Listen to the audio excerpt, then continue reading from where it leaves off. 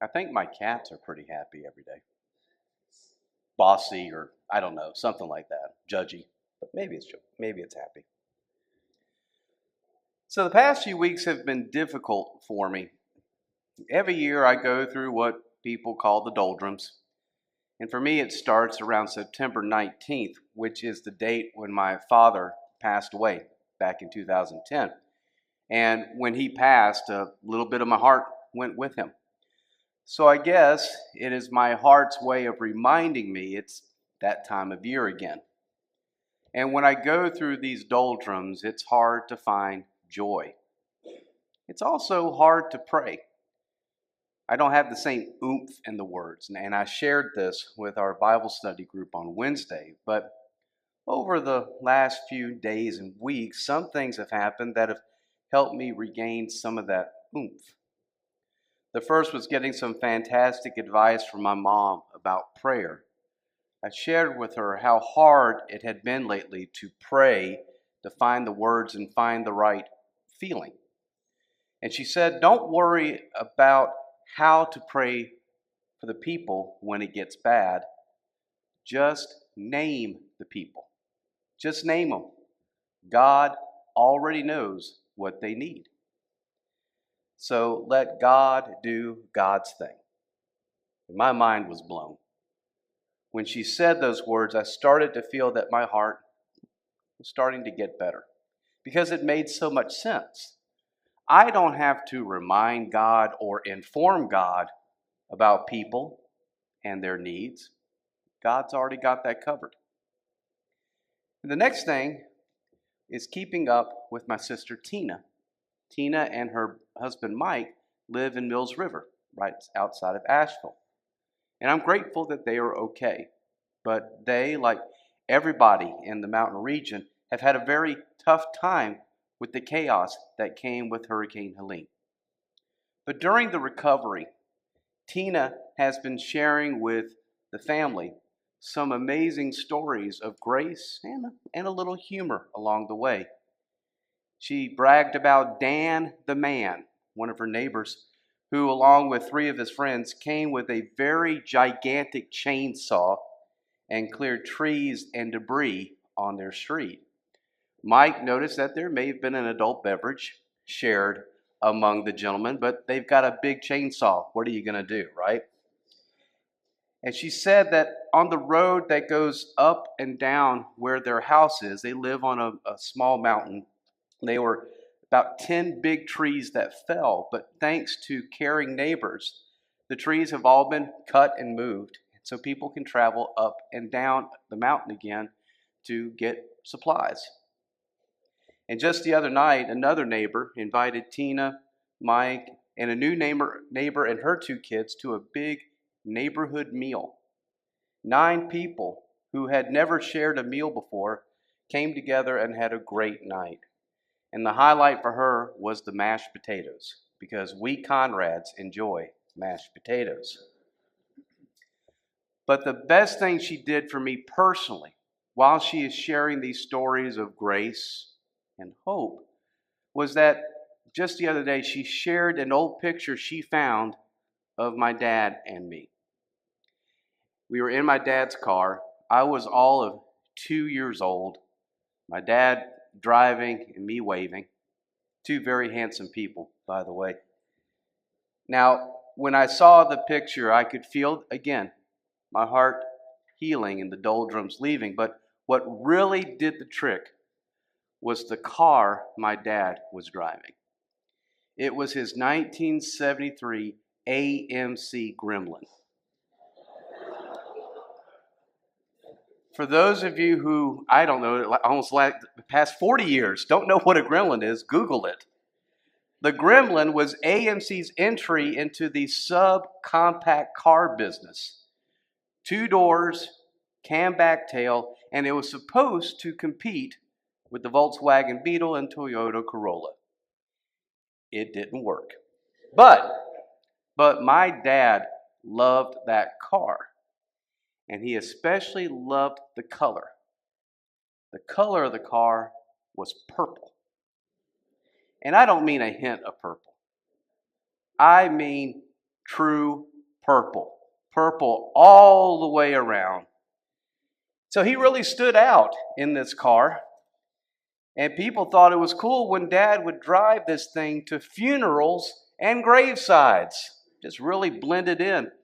And that car made such an impression that when we moved to Winston-Salem, the fine and dignified people of Epiphany Lutheran suggested that maybe my dad lease a different car and maybe give that car to my sister Tina, which he did, and thus started a very long relationship with Buick. But 4 doors, of course, no more 2-door.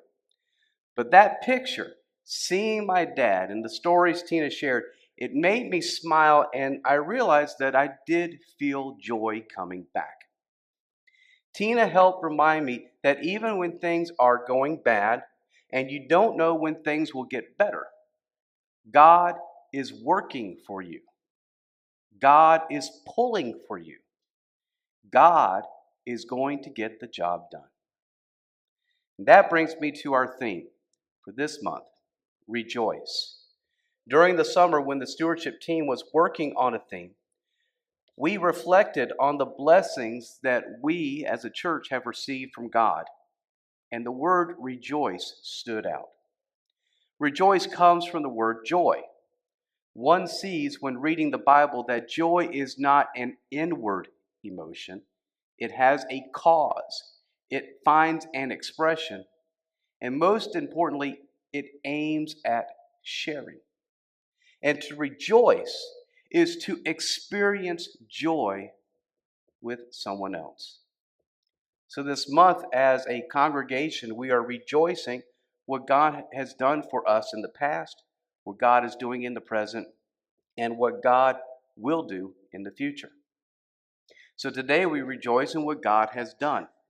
And to get us to look back and see where God has been working in the life of this church, we have 3 lessons that point out what God does when things look and feel bad or uncertain. The book of Nehemiah tells the story of Nehemiah's return to Jerusalem, a city in ruins.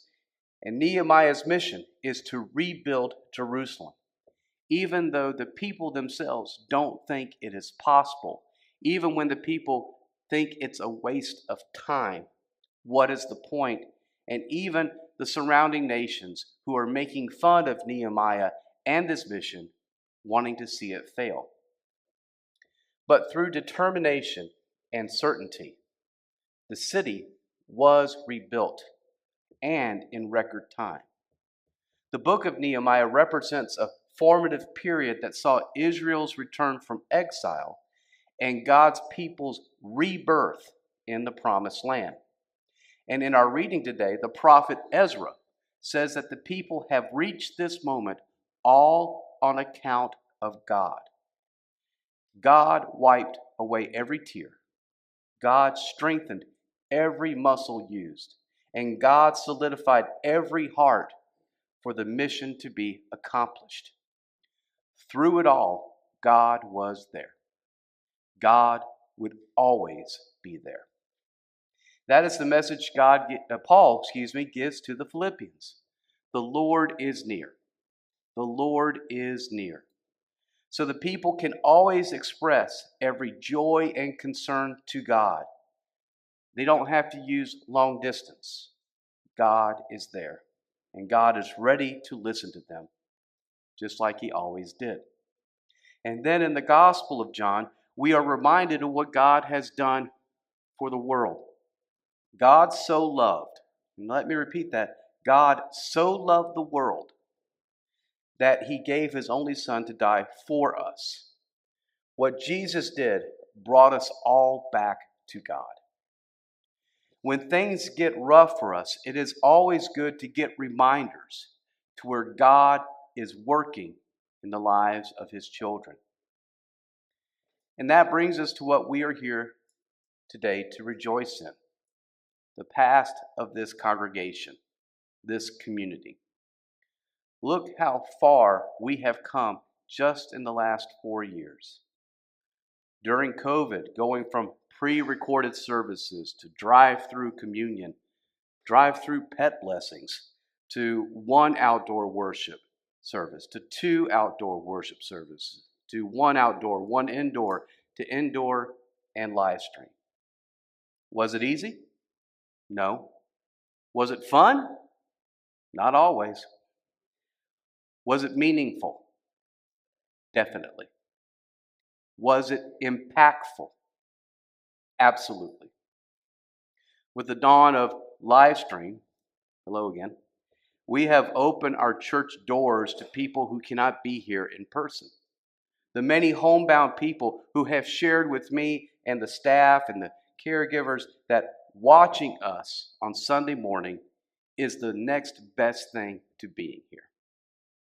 People who are looking for a new church home have watched us online. They have checked us out, and several of them have said that the one thing that they looked forward to the most when they worshiped here for the first time in person was the moment we all turn around and wave to our online worshiping community. Through the pandemic, God provided and God opened new ways to be the church. And Rick mentioned this just when we were gaining momentum came Palm Sunday of 2023. It's very appropriate this happened during Lent, too. It really fits in.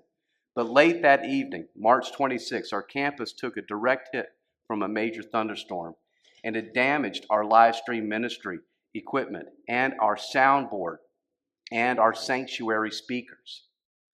The damage was so severe that all our equipment had to be replaced, all of it. Now, the cost of replacing was around $20,000. Now, some were not sure we could raise that money. A lot of it is because we've never done anything like that before. But I knew we could. I knew it in my heart. I believed that God did not bring us out of a pandemic to have the mission stopped due to technical difficulties. I believed in God, and I believed in our people, our congregation. So we didn't raise $20,000. We raised almost $30,000. We got everything we needed and even upgraded our website and technology resources. This past summer, we had the Giving Tree, and the tree campaign was to confront the expected shortfall based on giving and expenses. We didn't know how much we would raise. Again, we had never done anything like this before. We were hoping for maybe $10,000. But I knew we could, and I knew we would. We raised almost $35,000. And we are close to reaching our financial goal, but more importantly, we are so close to our mission goal of giving our Christmas Eve offering to fund the warming shelter. I just told Pastor Meg McBride that this week, and she was very excited. I could tell she was stunned even through a text message. But they are doing wonderful work, not just even now during the cold season, but throughout the year. And I'll tell you more about that in the coming weeks. And I need to give a big shout out to our ministries and all of our ministers. We will talk more about them next week, but through the good times and bad times, our homeless population was fed on Monday nights. Our homeless and low-income neighbors were about to get new clothes, better clothes from our clothes closet. Our quilters provided quilts to victims of hurricanes in Florida and famine in Africa. Our caregivers delivered communion to our homebound members and friends, and they sent out postcards to people on our prayer list. And let me tell you from experience, the people who receive those cards, from members to visitors, thank us for thinking and praying for them. It means a lot to them.